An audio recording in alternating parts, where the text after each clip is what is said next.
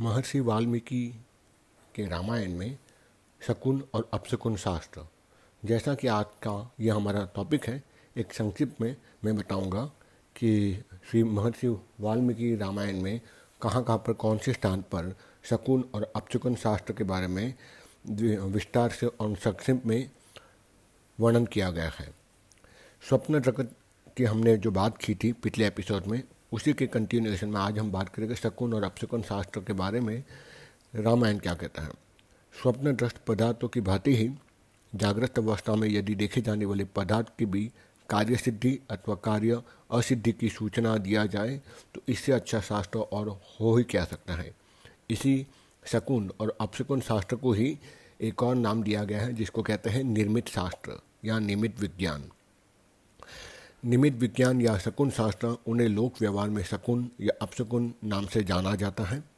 कोई भी मांगलिक कार्य प्रारंभ करने से पूर्व ही रामायणकालीन समाज में अत्यंत ही सावधानी के साथ शकुन अपशकुन शास्त्र का विचार किया जाता था।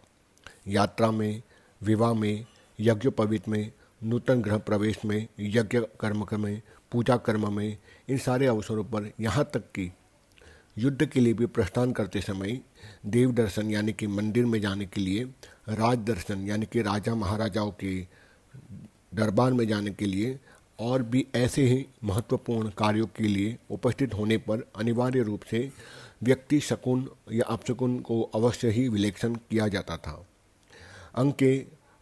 शरीर के अंग विशेष हैं उनके फड़कने से, पशु पक्षी के विशेष रूप से दर्शन करने से, आकाश में निर्मल और मलिन होने से, अपने चित्त के शांत और उद्वेग होने पे, ये सारे शुभ और अशुभ फल देने वाले जो शास्त्र हैं उसको अपशकुन शास्त्र किया जाता है। और इसी शकुन अपशकुन का आधार पर पूरे दिन का हम निर्धारण कर सकते हैं।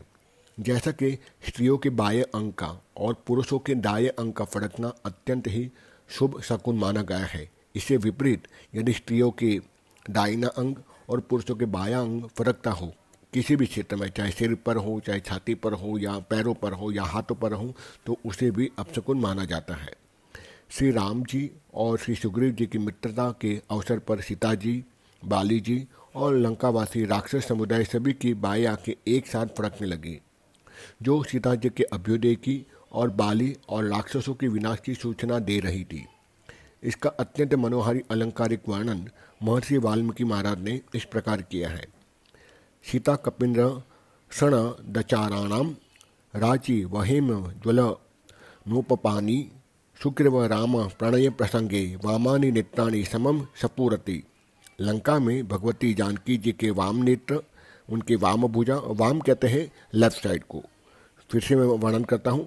लंका में भगवती, यहाँ भगवती यानी जगदम्बा माँ जानकी जी को कहा गया है। भगवती जानकी जी के वाम नेत्र, वाम भुजा और वाम जंगा को सफुरन देखकर ही त्रिजटा, जो उनकी एक कैटक थी लंका में, त्रिजटा ने उनकी भावी अभ्युदय का विस्तार इस प्रकार वर्णन किया था। यथा निर्मित भूतमेतत्तम तु श्रोतमश्च महत प्रियम दृश्यन्ते सपूर चक्षु पद्मपत्र मी वायतम इषिदो वहीसो वाश्याम दक्षिणायाम हा दक्षिणः अकस्मात् देव वैदेह बाहुरेक प्रकम्पयते करणेषु हस्त प्रतिमः यस्सा चोरु नोत्तमः विपन्न कश्य यति वाश्या राघवः पुरतः स्थितम।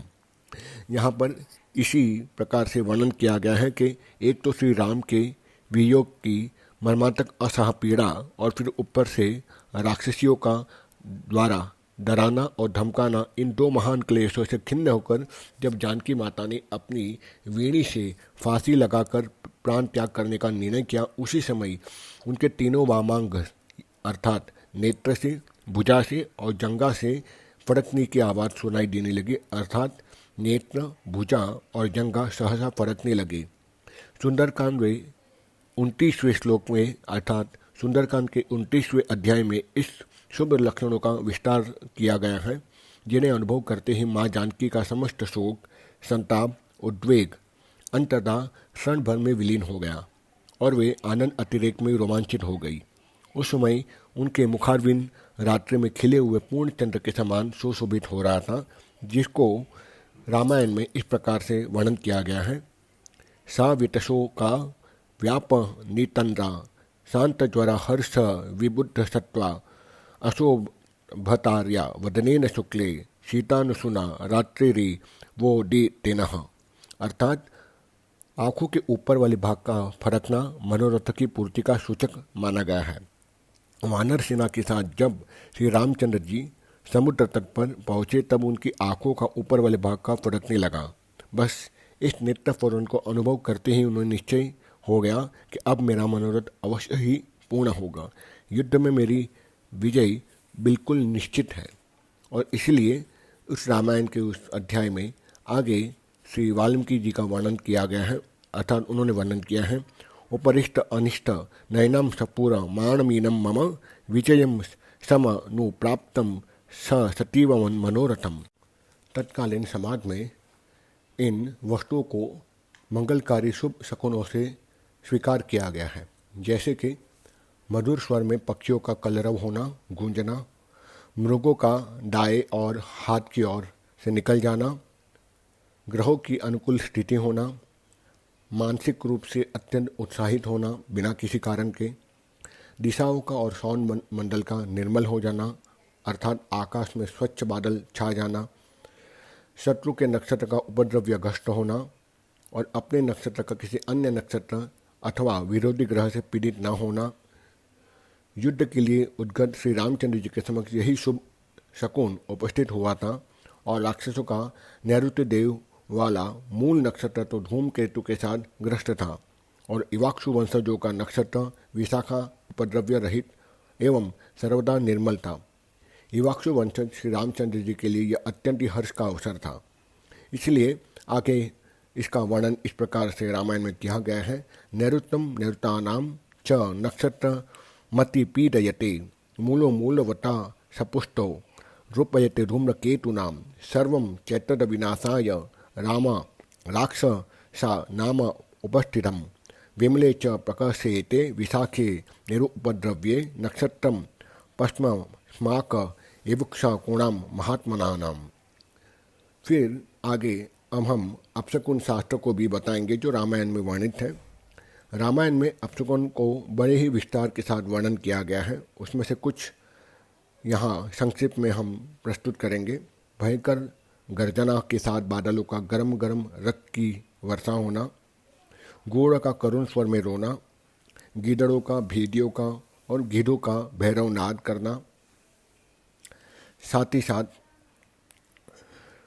चूहों का और कुत्तों का रोना, गाय द्वारा गर्दभ को और नेवले द्वारा चूहों को जन्म देना, बिलाव का बाघ के साथ, शुकर का कुत्ते के साथ, किन्नरों का राक्षसों के साथ और मनुष्यों के साथ मैथुन कर्म में प्रवृत्त होना, मुष्टिक मर्दन किसी काले कलूटे पुरुष का घर में घूमना, दिन में अचानक अंधकार छा जाना और सूर्य की ओर मुख करके कुत्तों का रोना, घोड़े की आंखों में निरंतर आंसू निकलना, उल्कापात होना अथवा भूकंप आदि होना या कोई भयंकर महामारी छा जाना।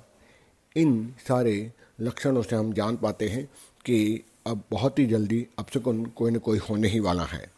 तो इस प्रकार आज के इस छोटे से पॉडकास्ट में हमने उन चीज़ों के बारे में जाना जो आमतौर पर हमारे आसपास घटित होती है लेकिन हमें पता ही नहीं होता है। आशा रखता हूँ इस छोटे से पॉडकास्ट पे कुछ ज्ञान की प्राप्ति हुई होगी। इसी के साथ विदा लेता हूँ। धन्यवाद। जय श्री राम।